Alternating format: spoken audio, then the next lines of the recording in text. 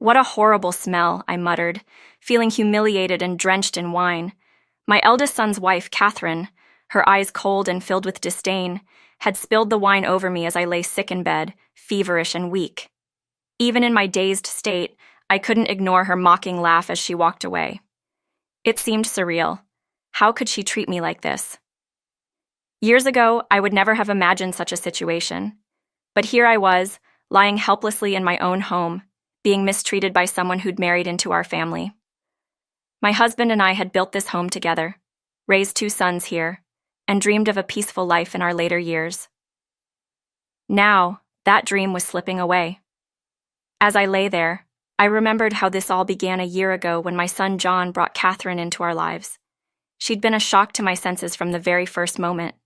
Dressed in flashy clothes and sporting a bold hairstyle, she looked more like a stranger from a different world than a part of our family. It wasn't just her appearance, though. From the moment she entered our house, she made no secret of her disdain for it, or for me. "Wow, this house is so cramped," she'd said, her nose wrinkled in disgust. John, rather than defending his childhood home, had simply laughed along with her. I remember feeling a pang in my heart, wondering how he'd grown so distant and cold toward us. It was hard to accept that this was the same boy we had raised with love and care. Things escalated when they moved in with us a few months ago. My husband Bob, always practical and believing the best in others, agreed to let them stay, thinking it would only be temporary. John had promised they would help with household expenses, but after they settled in, that promise quickly faded. Not only did they refuse to contribute, but they also began to treat our home as if it belonged to them alone. Each day, Catherine found new ways to undermine me, making snide remarks about how easy I had it as an old woman, living off my husband's pension. She and John rarely lifted a finger to help around the house. They criticized everything I did, and whenever Bob was out, they'd mock and laugh at me like I was a mere servant. The worst of it happened a few months ago, just as Bob fell ill from overwork. With him away and me too overwhelmed to cope, their behavior took a darker turn. They started throwing away things that held sentimental value for me. My mother's old dresser, our family's antique dishes. When I confronted them, they dismissed my feelings like they meant nothing. Catherine laughed, saying, "What's the point of keeping junk around?" Despite everything, I kept quiet, hoping things would improve when Bob came back. But as the days dragged on, my patience wore thin. Catherine's arrogance was intolerable, and John, my own son, did nothing to stop her. In fact, he joined in her cruelty, treating me as though I were a stranger in my own home. One day, feeling feverish and exhausted, I decided to lie down on the couch. I thought maybe a little rest would help. But just as I closed my eyes, John and Catherine entered the room, large suitcases in hand, preparing to leave. I asked if they could get me a glass of water, thinking that despite everything, they might show me a little kindness. But Catherine's response chilled me. She sneered, grabbed a wine bottle from the kitchen, and poured it over me, laughing as she watched the liquid soak into my clothes. "You smell terrible," she said with a smirk, walking out with John right behind her, both of them laughing. I lay there, humiliated and drenched, feeling anger and sorrow build up inside me. Just as I was beginning to lose hope, I heard the door open. I looked up to see my husband Bob, his face filled with concern as he rushed over to me. "What happened, Mary?" he asked, his voice a mixture of shock and anger as he took in the sight of me soaked in wine. Overcome with relief, I told him everything about the months of torment, the verbal abuse, the way John and Catherine had made our lives unbearable. I felt a weight lift off my shoulders as I spoke, finally releasing all the hurt and frustration I'd held in. Bob listened silently, his expression growing darker with every word. "We can't let them treat you this way anymore," he said, his tone firm. "This is our home. We deserve peace here." That night, we decided to make a change. We couldn't live like this, constantly being disrespected in our own house. It was time to take control of our lives again, even if it meant drastic measures. We came up with a plan, one that would allow us to escape their grasp once and for all. Within a few weeks, we sold the house, keeping our plans secret. The money we made from the sale would support us in a small rental apartment, somewhere far from John and Catherine. It was a tough decision.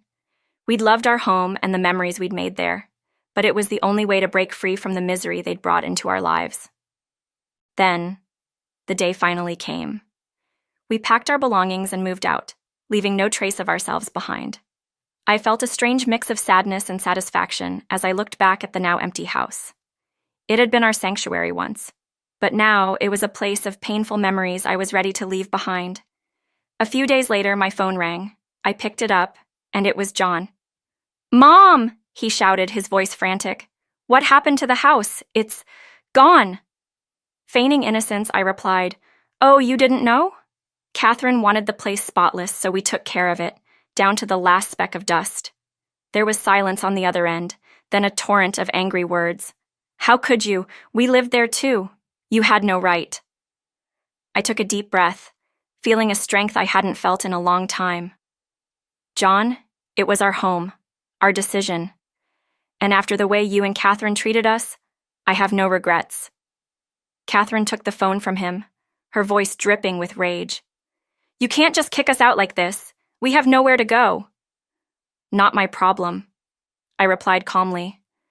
"Perhaps you should have thought of that before you disrespected us." She tried to argue, but I ended the call, feeling a weight lift from my heart. For the first time in months, I felt free. Later that week, we received a visit from our other son, James. His gentle smile and warm hug were a balm to my soul after everything we'd endured. He brought happy news. He was engaged to a wonderful woman named Rachel, and they were planning to marry soon. Bob and I were overjoyed, thrilled to welcome Rachel into our family. For the first time in a long time, we felt a spark of hope and happiness. But our peace was short-lived. One evening, as we were relaxing in our new apartment, there was a knock on the door. I opened it, and to my horror, there stood John, looking disheveled and angry. Somehow he had tracked us down.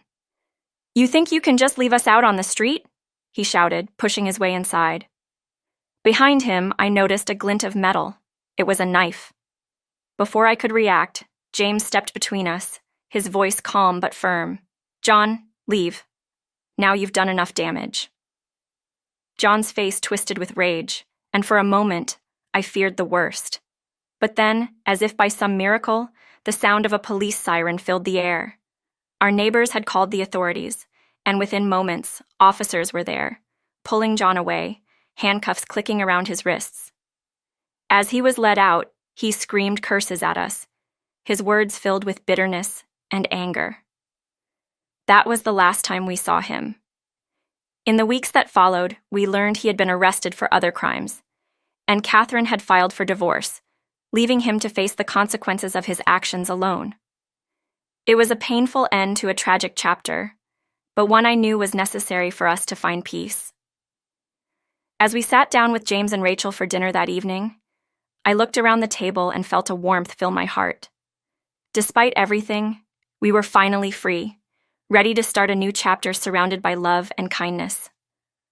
Our family may have been torn apart, but we had found a way to rebuild, stronger than before.